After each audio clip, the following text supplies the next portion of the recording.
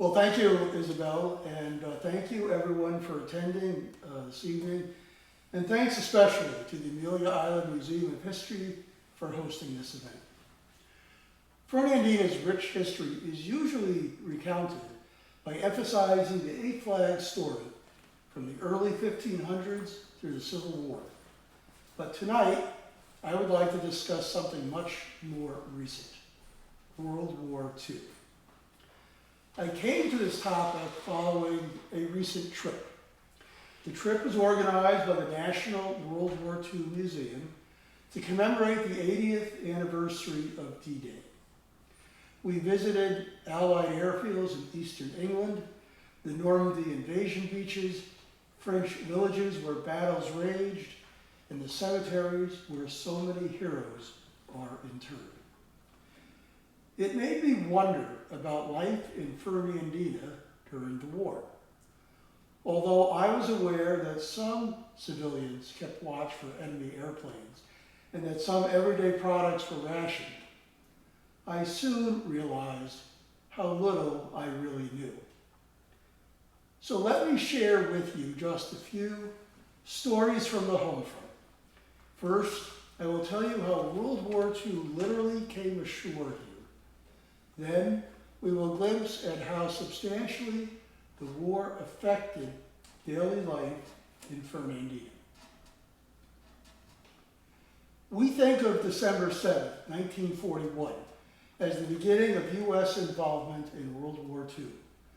But for several years before this, President Roosevelt had been quietly preparing for America's eventual involvement in the conflict. September 1940 saw the first peacetime draft in American history. Within a month, more than 16 million men had registered and almost 1 million had been drafted. By spring 1941, Congress had passed the Lend-Lease Act and increased the military's annual budget more than sixfold to $13.7 billion.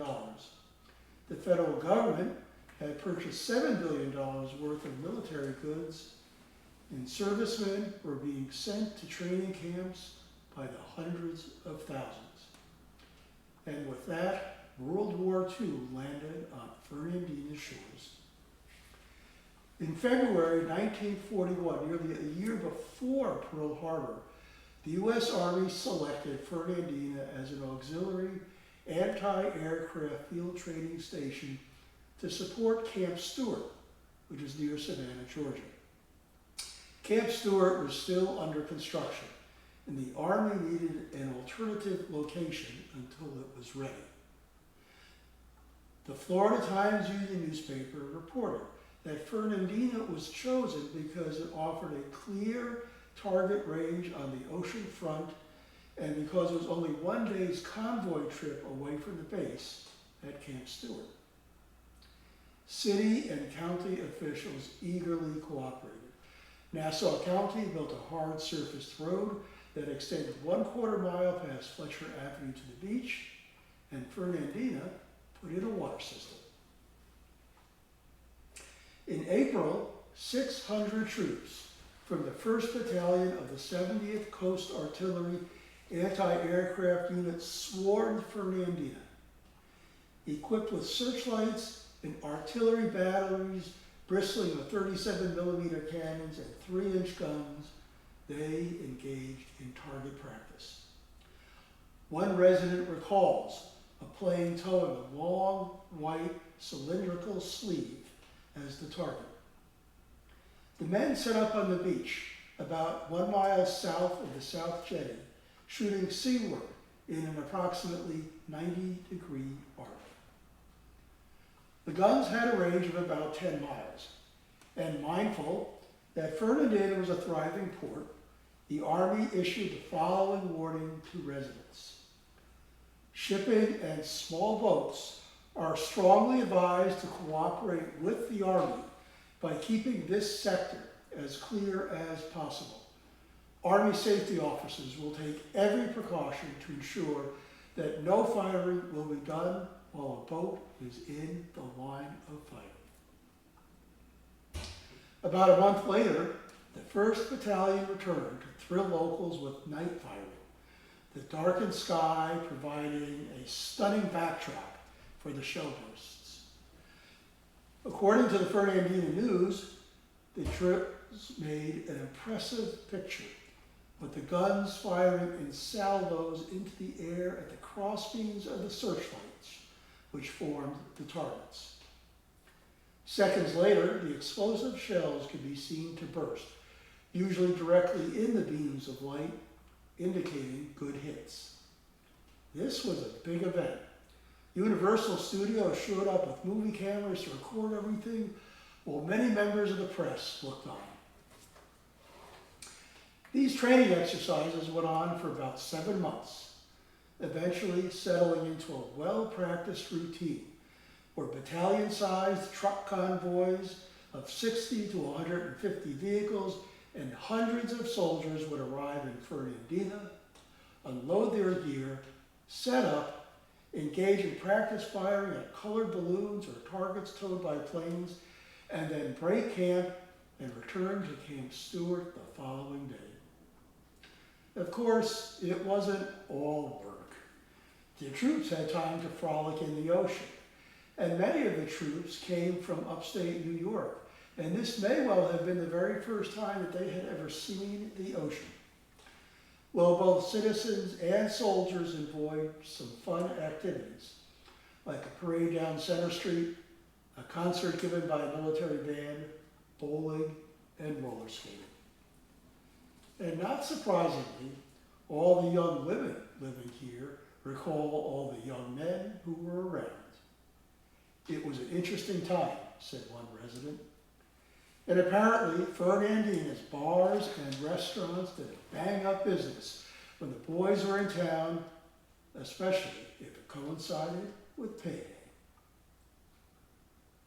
On December 7th, 1941, Fernandina learned of the Japanese attack on Pearl Harbor, a date that will live in infamy. The next edition of the Fernandina News reported that Nassau County Civil Defense Forces were on a war footing, air raid wardens had been posted, and practice blackouts were expected. They told citizens that while we do not feel there is any immediate danger of air or sea attack, we must be prepared for any eventuality. And while it's true there was no immediate danger, danger was nonetheless afoot. Because even before the U.S. formally entered World War II, and for the first few months after Pearl Harbor, America's major contribution to defeating the Nazis was ramping up industrial production and supplying equipment and war material to our allies. And in 1942, Germany responded to this by launching Operation Pistorius.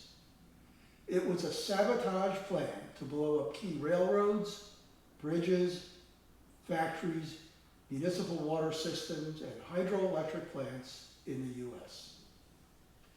In Germany, a dozen men had been handpicked for an extensive training school where they learned about incendiary and explosive devices, timing triggers, demolition of industrial facilities, writing in code, and hiding in plain sight in America. The chosen saboteurs spoke English and had previously lived in the U.S. 2 were U.S. citizens. Each man was given a cover story backed up by forged documents. Ultimately, 2 4-man teams were chosen. One team landed off the coast of New York's Long Island on June 13, 1942. The overall mission commander, George Dash, was part of this group. A few days later, on June 17, the second 4-man team boarded rubber rafts from a German submarine that was sitting about 4 miles south of Ponte Vedra Beach and rowed to shore.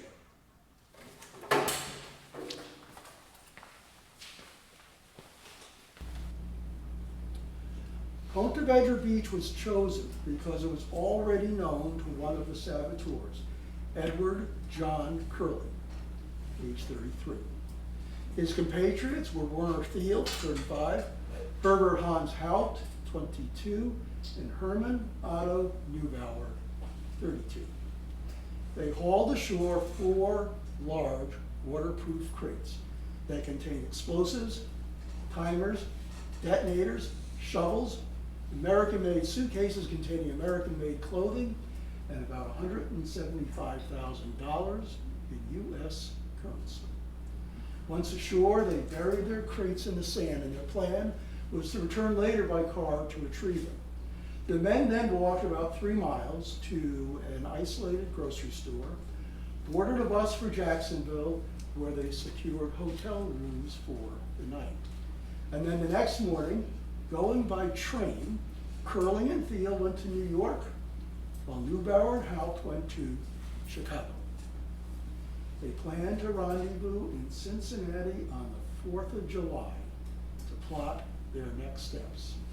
But unbeknownst to the Florida saboteurs, their mission was already doomed, because George Dash, the mission commander who had landed with the New York group, had not second thoughts, and he had already ratted out the entire operation to the FBI. And he had told them about the second landing in Florida. Well, the FBI dug up the crates from the Ponte Vedra Beach dunes, and they found that those crates contained explosives and other demolition gear. Eventually, Curling and Thiel were apprehended on the 23rd of June in New York City. And Neubauer and Haupt were taken into custody on the 27th in Chicago. On July 2nd, the president ordered that the saboteurs be tried by a military tribunal. The 2/3 vote of the court would be necessary to convict and sentence the men, and the president, as commander-in-chief, would make the final decision. And there would be no appeal from this decision. Well, the trial began on July 8th, and it lasted for 3 weeks. On August 2nd, the military court found all 8 guilty of espionage, conspiracy, spying, and sabotage. Death sentences were imposed on all, but the military court recommended reduced sentences for 2 of the saboteurs who had cooperated with the prosecution. 6 days later, on August 8th, 6 of the spies, including all the ones in the Florida group, were electrocuted. 1 was given a life sentence, and George Dash received a 30-year prison term. And Germany never again attempted to launch a similar sabotage mission against the U.S. Well, interestingly, Operation Pistorius was not Germany's only foray into Florida waters. Within just a few weeks after Germany had declared war on the U.S., Admiral Karl Donitz, who was the commander of the German submarine or U-boat fleet, launched Operation Drumheet. Under this plan, 5 German U-boats took up positions off America's east coast to sink any ships that they could. Cargo vessels and oil tankers were especially targeted. Their goal was to cut Europe off from American supplies and to cut American industry off from raw materials. At first, Operation Drumheet focused on the Atlantic coast north of Cape Hatteras. And in January of 1942, 23 ships were sunk, sending 150,000 tons to the bottom. Operation Drumheet caught the U.S. off guard. We were unprepared, and even worse, we were slow to respond. A convoy system that could have protected the ships was not adopted, and coastal cities who were afraid of losing tourist revenue, kept their lights on at night, while the lack of blackouts provided a brightly lit nighttime horizon that made it very easy for enemy submarines to navigate. And merchant vessels, who were hewing close to shore, were silhouetted against the night sky, making them pretty juicy targets for the Nazi U-boats. Well, emboldened by what they saw as a weak U.S. response, Germany expanded its hunting grounds south to Key West and into the Gulf of Mexico. And over an 8-day span in February, U-boats sank 5 tankers off the Florida coast, causing 175 casualties. In April, the U-boats returned. This would be the second sortie in American waters for U-boat 1, 2, 3, U-boat 123, under the command of Reinhard Hartigan. On April 9th, 1942, U-boat 123 stole across the mouth of the St. Mary's River, sailed past Fernandina. It was as brightly lit as a welcome station, noted the boat's log. They then approached the mouth of the St. Johns River to surveil what was reported to be a major U.S. naval facility at Mayport. But seeing a harbor that was mostly asleep and not a lot of military presence, U-boat 123 just moved on. As they sailed by Jacksonville Beach, the U-boats saw hotels, cabanas, beach houses, the Ferris wheel, and the roller coaster. And the boat's log said everything was richly illuminated, and automobiles with bright headlights cruised back and forth along the beach. At daybreak on April 10th, as this came near, the U-boat submerged, settled on the sandy ocean floor about 3 miles offshore, and waited. At about 2 p.m., she came to periscope depth, but decided that it would be too risky to surface, and so proceeded to St. Augustine underwater. By late afternoon, the broadcast tower of the 250-watt local radio station WWII could be seen by periscope. And the sub's radioman picked up the radio station's DJ, who could be heard to say, "Yes, that's Tommy Dorsey's Boogie Woogie," announcing another Touchton's Telequiz, brought to you by Touchton's Rexall Drugstore, 47 King Street in downtown St. Augustine. As usual, we will play 2 mystery tunes, and if we call you and you can identify the tunes, you will win today's giant jackpot of $11. Yes, $11. Well, in the red glow of the sinking sun, U-boat 123 surfaced. It was all clear. They were alone. Later, Captain Hartigan reported the coast was clearly visible.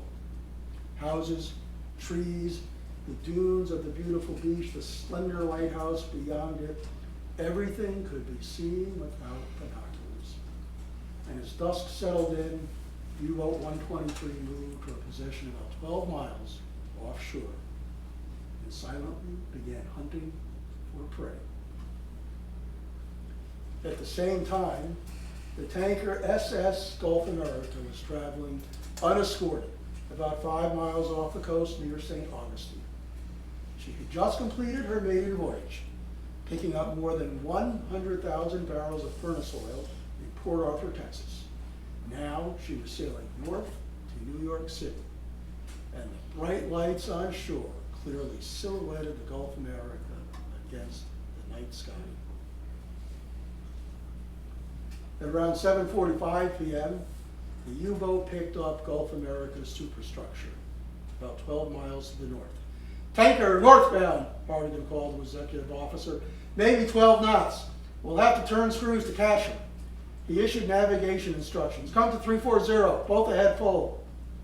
The submarine surged forward under its powerful twin, supercharged, 4-stroke, 9-cylinder diesel engines and gave chase. After about an hour, U-boat 123 had closed the distance to about 2,700 meters, but it was still too far away to risk a torpedo attack. And this was going to be a difficult shot. They would be firing at an obtuse angle toward the stern of the Gulf of America, which meant that Hartigan needed to allow for the extra distance that Gulf of America would travel before the torpedo would strike. Well, by now, Gulf of America was directly in front of Jacksonville Beach, about 4 nautical miles from shore. At a distance of 2,000 meters, Hartigan opened the #1 torpedo door and fired. His executive officer started a stopwatch. The estimated time to impact was 2 minutes, 55 seconds, and they waited. 2, 1, impact, called the executive officer, but nothing happened. Had the torpedo missed? Had they failed? But moments later, a blinding explosion of red and yellow flames erupted and filled the night sky. Their torpedo had struck the number 7 bunker on the starboard side.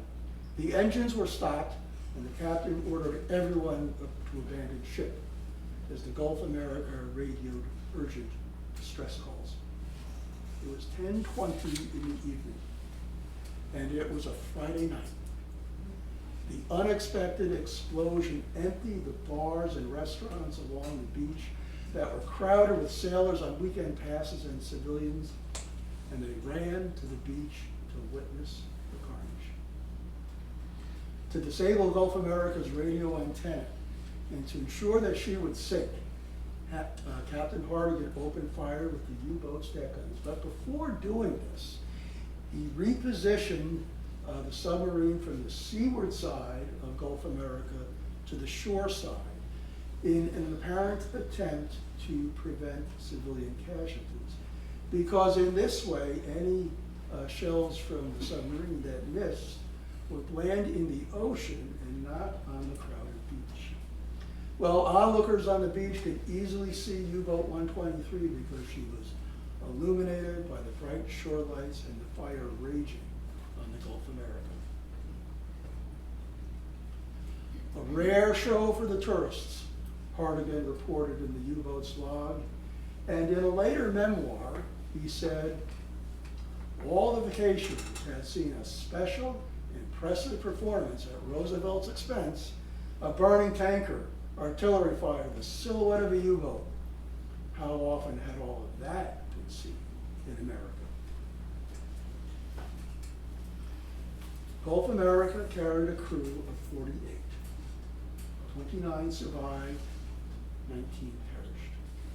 But the Gulf America sinking was not an isolated incident off Florida's coast, just the one closest to Fernandina.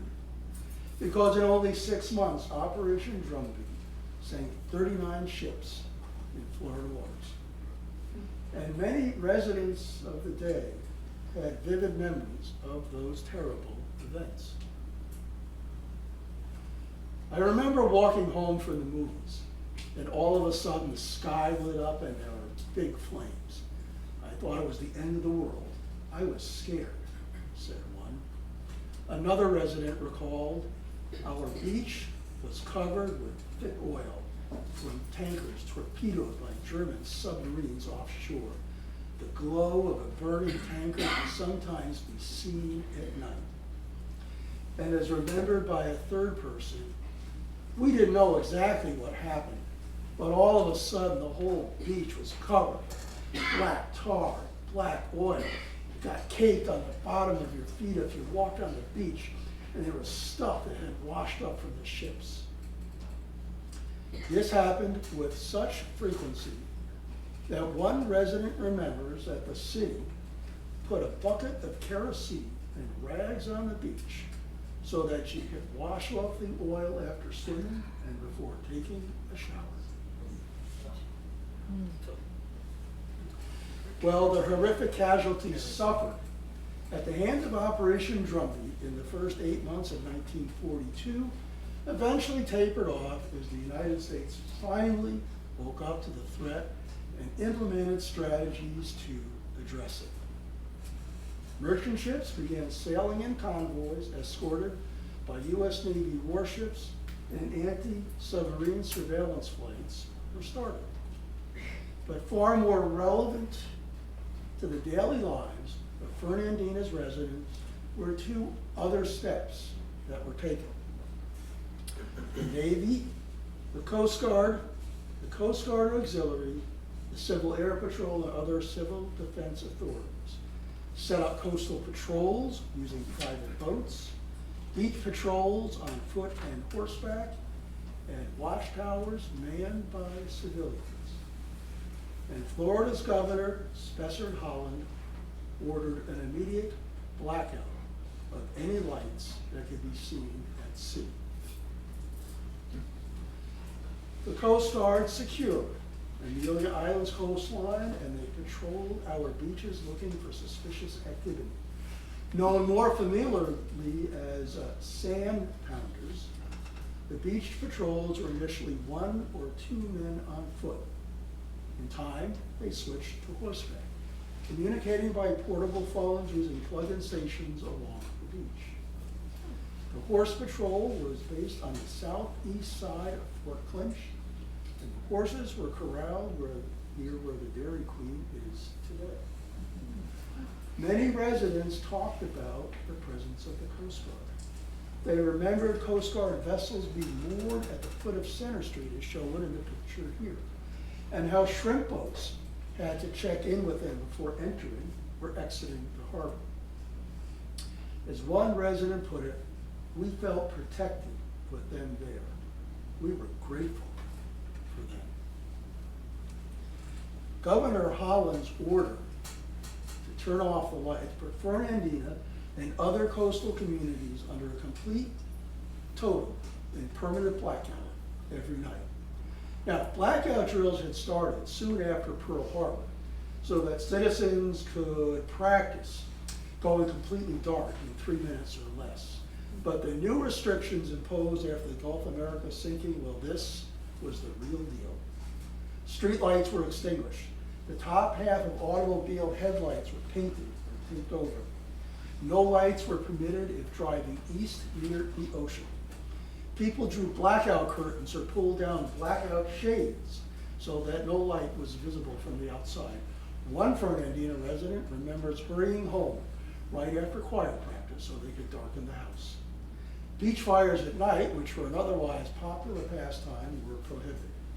And to ensure compliance, residents volunteered as blackout wardens, patrolling neighborhoods at night to make sure that no lights could be seen from the outside and alerting those who needed to do a better job. One Fernandina resident summed it up like this: everyone had blackout curtains. The headlights in the cars were half blacked out. You couldn't go down to the beach with your lights on. Everyone had cars driving around town with the lights blacked out. Now, another important civil defense role was watching the skies for enemy aircraft.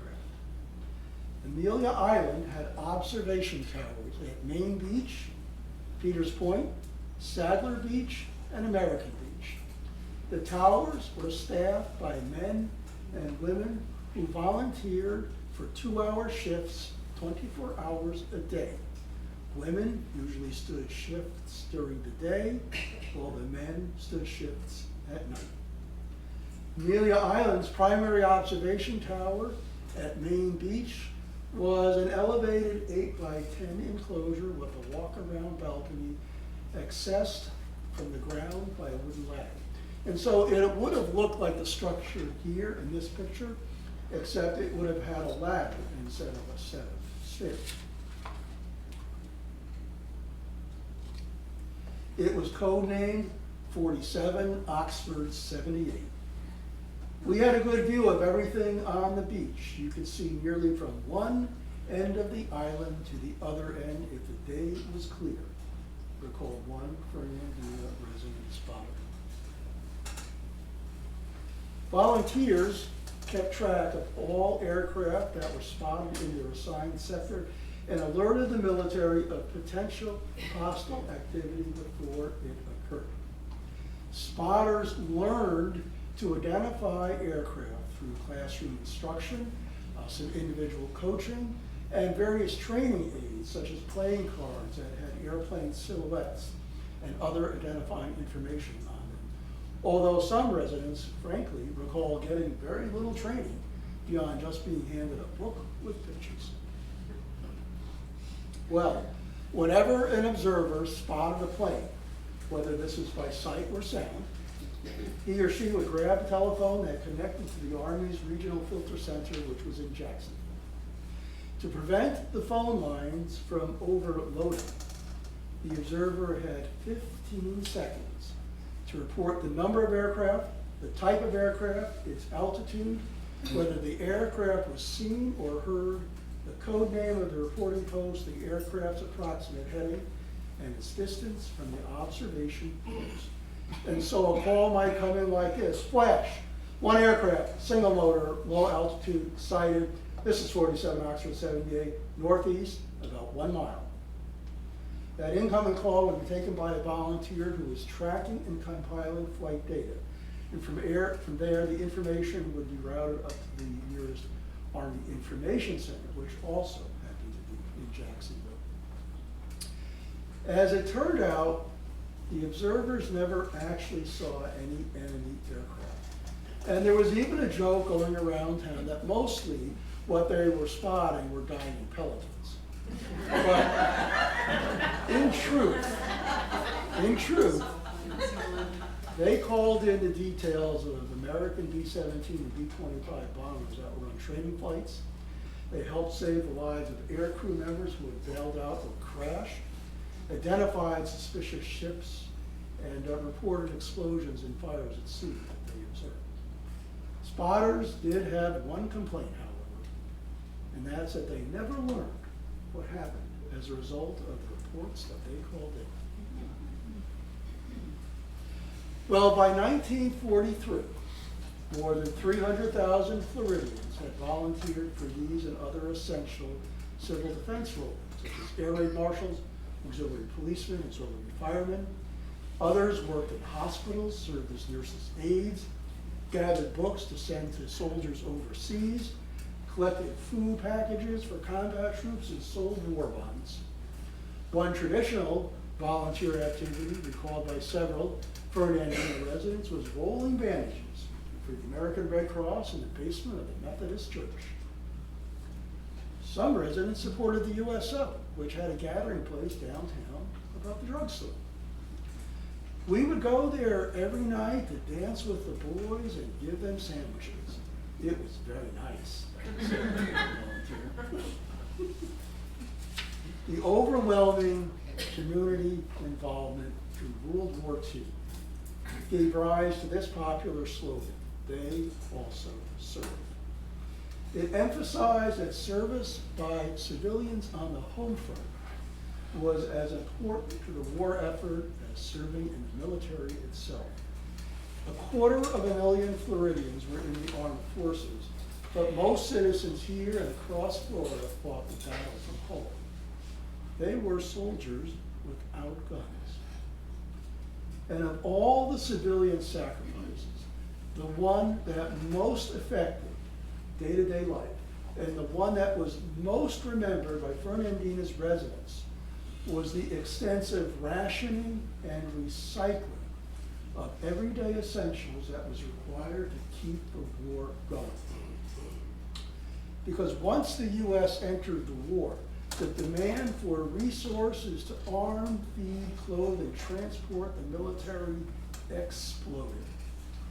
The federal government had tried voluntary rationing during World War I, but it failed. And so, a few weeks after Pearl Harbor, the federal government announced aggressive, mandatory rationing. Using their nationwide view of supply, demand, the economy, the government dictated which items to ration and set ceiling prices to keep inflation in check, and allocated the available supply of materials. In January 1942, tires were the first thing rationed, followed later that year by sugar, gas, bikes, fuel oil, kerosene, rubber boots, and coffee. And by the spring of 1943, shoes, meat, canned foods, frozen foods, lard, shortening, cheese, butter, margarine, canned milk, and canned fish have been added to the list. Rationing affected everyone, and everyone learned to make do. 4 ration books were issued during the war. Rationing was administered locally by rationing boards. And by the war's end, more than 100,000 volunteers had been organized into some 5,600 rationing boards nationwide. If you wanted to buy something that was on ration, you had to produce the right number of ration coupons, stamps, certificates, or points, plus the cost of the item. And to control the rate of spending and discourage hoarding, the coupons had expiration dates. Now, just because you had a coupon, however, it didn't mean that the product was available, because in some stores it was just hit or miss. Ration products were constantly being added to and removed from the list, and rationing would then come to an end when there was an available adequate supply that had become available. The rationing system was confusing, frustrating, and complicated. There were 4 types of rationing. We had certificate rationing, and that was used to buy things like tires, cars, stoves. In other words, you needed to get a certificate from your local rationing board to be able to buy one of those products. There was differential coupon rationing. That was used for things like gas and fuel oil, where some people would need more of it than others. Uniform coupon rationing, that was used for things like shoes and sugar and coffee. That could be predictably rationed at sort of stable or fairly stable amounts per person. And the last was point rationing, used for things like meat and canned goods, where there was a fluctuating supply and demand. Point rationing was the most complex, and it was a logistical nightmare, because every food that was rationed on the point system had a point value and a ceiling price.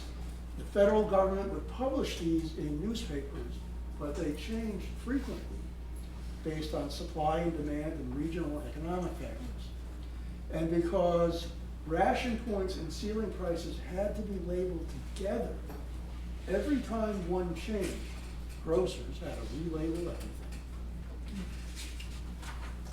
Well, why don't we take a closer look at a few items to see just what Fernandina's residents had to endure. Meat was rationed from March 1943 through November 1945. It was done by the cut and the pound.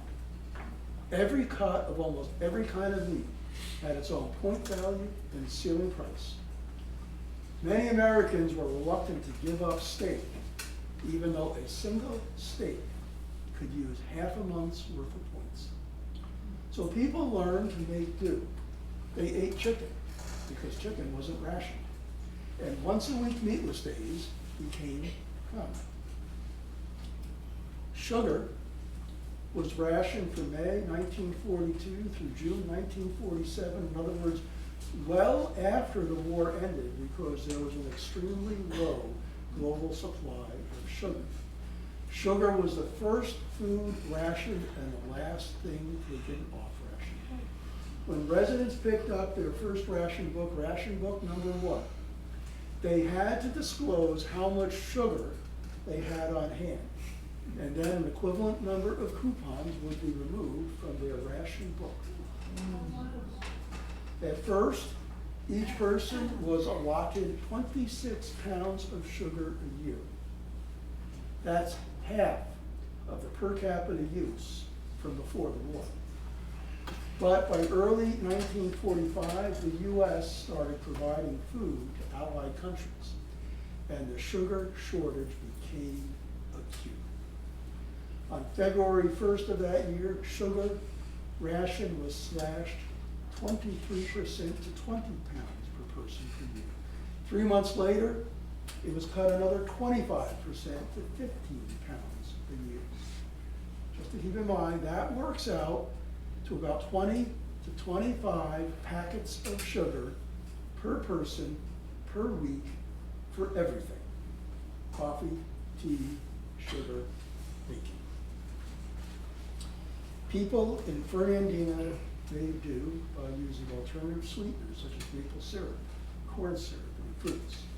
And as one person said, you used a lot of recipes that didn't need much sugar. Well, I don't know about your household, but in mine, coffee is considered to be a major food group. And at first, the government tried to limit how much coffee roasting companies could use.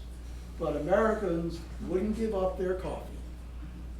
And so consumer demand remained the same, which was about 20 pounds per person per year, which meant that starting in November of 1942, coffee was rationed. Residents were restricted to 1 pound of coffee every 5 weeks. That was a reduction already of 50%. And that was later reduced to 1 pound every 6 weeks. That was not even enough to provide 1 cup of coffee a day. And so, residents here learned to make do. They drank smaller cups of coffee. They brewed the same coffee several times over. They brewed their coffee with non-ration products like chicory. They saved and reheated leftover coffee. And, although technically illegal, they shared and purchased coffee coupons for those who didn't drink coffee. Yes, we traded stamps, said one person. We gave neighbors coffee coupons and we got their sugar coupons, said another. Over 300 canned, frozen, and dried foods were rationed from March 1943 through August 1945. Fresh fruits and vegetables were never rationed, but there was no guarantee that the produce you wanted would be found in stores. And as a result, half of all American households responded by growing victory gardens and canning their own foods, activities that were remembered by several people who lived here at the time. Most of our neighbors planted gardens, said one. Cheese, canned milk, butter, and cooking oils were rationed as of March 1943 and remained on ration for 12 to 32 months. Fresh milk was not rationed, but residents remember how the government ensured that margarine would not be fraudulently sold as butter. You could only buy white margarine, but it came with a little packet of yellow food coloring that you could mix in if you wanted it to make it look like butter. Well, not surprisingly, the military had enormous demands for large quantities of rubber. And in the United States, 75% of the rubber went into making car tires. And so, the government stopped the sale of tires in mid-December 1941, and the following month, tire rationing began. Tires were the first thing rationed and remained so until the end of 1945. Fernandina residents were allowed to have 5 tires, 4 for the car and a spare. The rest had to be surrendered. And if you needed a replacement tire, well, you could submit a detailed application to your local rationing board. And they might give you a certificate that would let you get your tire retreaded instead. Good tires were so scarce that residents were encouraged to record the serial numbers of their tires in case they were stolen. Leather shoes were rationed from February 1943 to October 1945. The colors were restricted to black, white, brown, or new russet. Americans were allowed 3 new pairs of shoes per person, but by March of 1944, that was cut to 2 pairs per person per year. As a result, 2-tone shoes, shoes with frills or trimming, men's sandals, house slippers, running shoes, golf shoes, boots taller than 10 inches and heels thicker than 2 5/8 inches simply vanished from the marketplace. Children's shoes were subject to the exact same limitations. And so if your kids needed more shoes, you had 2 choices. You could cut back on your own allowance, or maybe you could get coupons from friends and family who had saved some extras. Play shoes became popular. Play shoes were not rationed because they included things like secondhand shoes, manufacturer seconds, and shoes that were made from non-rationed materials like plastic, cardboard, fabric, and reclaimed fiberglass. Nationwide gas rationing began in December of 1942, largely as a plan to reduce wear and tear on tires. And it came to an end in August 1945. By 1943, gasoline rationing had become severe. The government restricted how many gallons of gas you could use each week based on your need, and pleasure driving was now illegal. Every vehicle had to display a sticker in its front windshield showing how much gas was allowed. Most people in Fernandina received A stickers. That entitled them to 2 to 4 gallons of gas a week.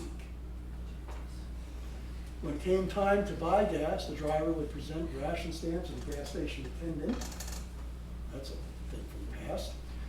Who checked the sticker on the windshield and verified that it and the license plate number matched the ration stamps. Only then would the attendant attach the correct number of ration stamps, pump your gas, and take your money. Well, and to encourage compliance, your ration coupons could be forfeited. If you drove too fast, you went on joyrides, or found other ways to abuse the system. And if you tried holding on to more than the 5 tires you were allowed, you would be denied gas ration coupons entirely until you surrendered the extra tires. Well, Fernandina residents once again learned to make do. They canceled road trips, they did a lot of carpooling, and they rode a lot of bicycles. Now, the mandatory and aggressive rationing of these essential goods worked hand in glove with parallel programs that exhorted Fernandina's residents to save, reuse, and recycle things like scrap metal, rubber, paper, rags, fabric, silk, nylon, leather, and kitchen fats, all of which were things that were needed for the war effort. Encouraged by patriotic campaigns such as Salvage for Victory and Get in the Scrap, school children, families, churches, and community groups organized recycling drives and donated materials to the government. The war effort, not surprisingly, required massive amounts of scrap metal to build ships, tanks, planes, and weapons. And as a result, by March 31, 1942, that was the last day that manufacturers could use tin, steel, copper, aluminum, nickel, and chrome to make non-military products. As a result, everyday products like metal toys, cutlery, radios, refrigerators, and washing machines essentially disappeared from the marketplace. At the same time, the government mounted a vigorous campaign to collect scrap metal. And so families would donate pots and pans, metal toys, broken tools, equipment, light fixtures, tin foil, and tin cans. Some people removed the metal fenders from their cars. Storekeepers would collect empty tin toothpaste and shaving cream tubes from customers before selling them a new one. Towns and cities, I don't know about Fernandina, but other towns and cities sent in historic cannons, monuments, metal fountains, and pulled up the wrought iron fences around cemeteries, all to send in as scrap. Florida residents were urged to junk 35,000 cars in a single winter because any car that couldn't be used for transportation was scrap needed for the war. As one resident explained it, metal was scarce during the war years. For scrap metal drives, homeowners searched their garage, their attic, and the yard for items they could contribute. Men in trucks combed trash heaps in every neighborhood and town to find pieces of scrap metal which they sold to dealers. Now, you might be surprised to learn that kitchen fats, cooking waste, things such as leftover bacon grease, pan juices, rendered down meat trimmings, and fat skimmed from stews were recycled. The cooking waste was processed to make glycerin, which was a key ingredient in explosives, bullets, bombs, pharmaceuticals, and paint. Public service ads encouraged civilians to recycle by giving their cooking waste to their butcher. And for each pound of kitchen fats they turned in, consumers will receive 4 cents and 2 bonus ration points that they could use to buy rationed meat. Well, once again, consumers, residents found a lot of creative ways to make do. The U.S. Mint jumped in and started to cut the use of copper and nickel and issued steel pennies and silver-based nickels instead. To reduce the amount of fabric going into civilian clothing, double-breasted suits, vests, cuffed pants, patch pockets, pleated skirts, long hemlines, and one-piece bathing suits disappeared. Bottomed stockings were invented to offset nylon and silk shortages. As a result, some women painted hosiery onto their legs. Others simply remember painting a seam line down the back of their legs. Companies shifted packaging from metal cans to jars and boxes. Aluminum pots and pans were replaced by enamelware. And yes, even the family dog had to make do as pet food companies switched to dehydrated dog food that they could sell in boxes instead of tin cans. This recollection from a Fernandina resident pretty much sums up what it was like to make do with aggressive mandatory rationing and recycling. At home, our mothers saved newspapers, bacon grease, and fat from roasts. Butter was scarce. She managed coupons, which were turned in for the purchase of meat, Crisco, and sugar. Gasoline was purchased with coupons from a gas ration book. Tires, too, were rationed and were very scarce. Automobiles grew old and cranky. We hoarded our silk stockings and occasionally bought a pair of shoes, but only with a coupon.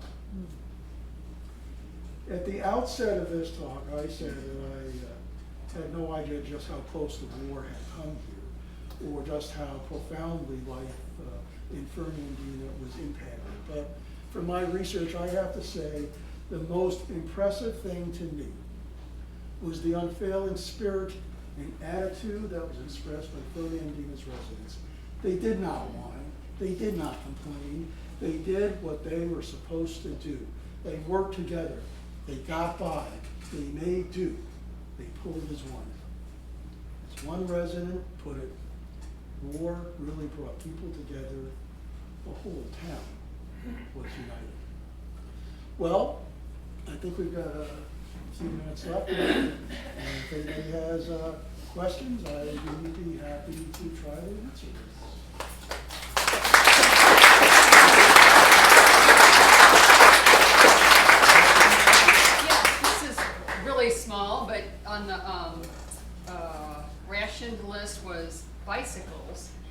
then there was also, you said later on, the promotion of use of bicycles, not the automobile, like, you know, I'm Right. sure they were trying to balance scrap Yes. metal and things like that. Right, it was a matter of balancing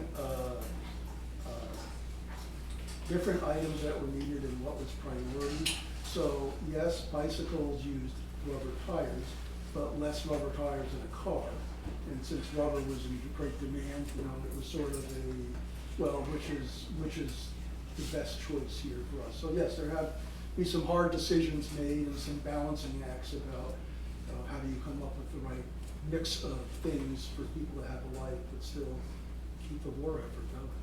Yeah, so Thanks. good point, yeah. Yes? I wonder, were there attempts to counterfeit those ration books? And was it very strong black and white? I mean, the narrative is that everybody chipped in and worked together, but Right. human nature being what it is, Right. is there Well, black market? so the short answer to your question is yes, there was. In fact, they created a new term called meat-leggers to signify people who were perhaps dealing illegally in meat. That meat was probably the single rationed item that was most subjected to black market trade, and people who had money might pay their butchers extra to get something. And yes, you asked about coupons. Yes, there was a black market trade in coupons, and there were counterfeit coupons, and the government worked very hard at both like intercepting counterfeiting operations and also, as you recognized, putting a lot of emphasis on public advertising and promotional campaigns, in essence to say, you know, if you're engaging in these activities, you're cheating your own family members who are overseas fighting this war. Is that the person you want to be? But like you said, human nature is what it is. Good question. Anybody else? Yes? Steve, do we still see casings coming to the shore from the artillery practicing? I don't know. I would hope after this many years they've been cleaned up, but who knows? You know how far buried we got in the sea. So if you want to go out there tomorrow, Jared, and get your nose. Yes. The airport that we have in Fernandina Yep. Started out as a marine base Yes. with Corsairs. Yes. Were they able to score any hits on submarines from here? Yeah, you know, I don't know the answer to whether any of the planes based at our airport actually were successfully involved. But it's a good comment because actually many of the smaller municipal airports we have around today began life as overflow or auxiliary military airports during the war, but once the war was over, there was really no need for them. They would be turned over to the local community, local government, and what they've evolved in today are sort of the small local facilities. Yeah, so sorry if you put in more than that. Okay, well, it looks like we've got everything to close, so thank you, everybody.